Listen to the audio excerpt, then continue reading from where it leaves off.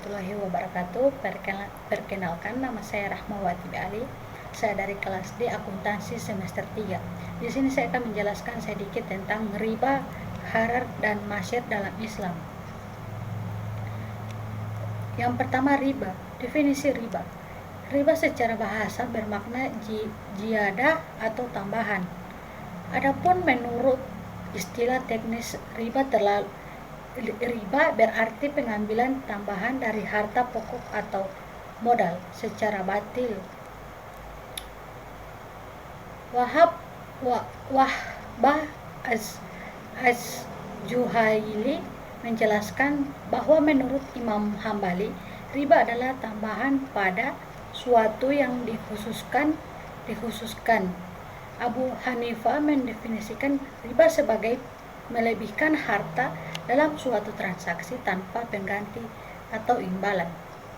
Artinya, wahai orang-orang yang beriman, janganlah kamu saling memakan harta sesamamu dengan jalan yang batil atau tidak benar, kecuali dalam perdagangan yang berlaku atas dasar suka sama suka di antaranya kamu.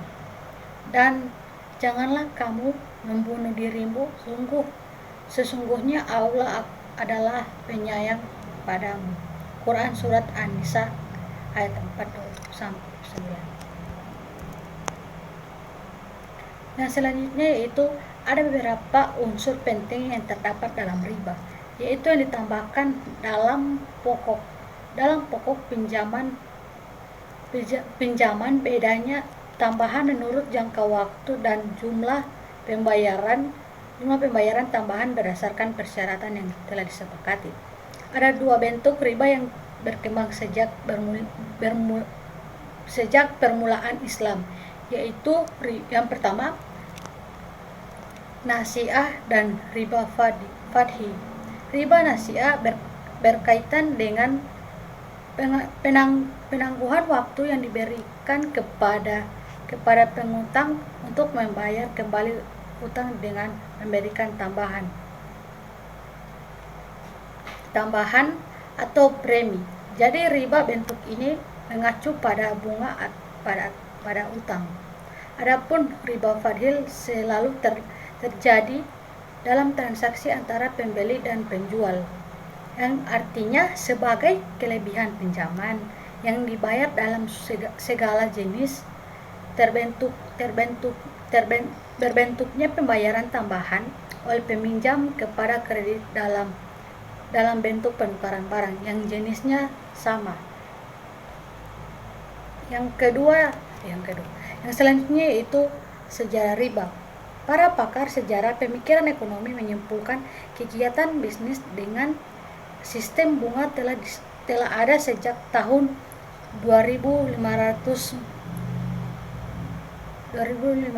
SM, baik yang Yunani kuno, Romawi kuno, maupun Mesir kuno. Pada tahun 2000 SM di Mesopotamia atau wilayah Irak sekarang telah berkembang sistem bunga. Sementara itu 500 tahun SM setelah berkembangnya bunga, sementara itu 500 tahun SM Temple of Babylon menggunakan bunga sebesar 20% setahun atau Augustan 2002. Yang selanjutnya itu pelanggaran riba dalam Al-Quran.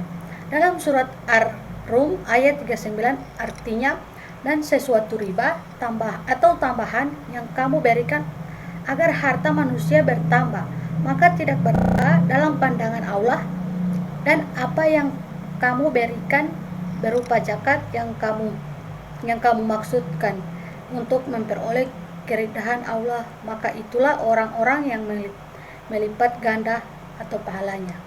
Para ulama sepakat bahwa ayat ini tidak berbicara tentang riba yang diharamkan.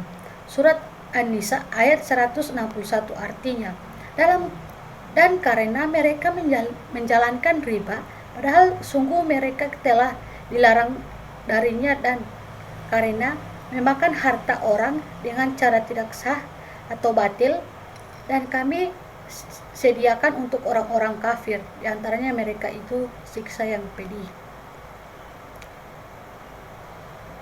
Sekian itu saja dari saya. Apabila ada kesalahan mohon dimaafkan. Wabillahi taufiq wal hidayah. Wassalamualaikum warahmatullahi wabarakatuh.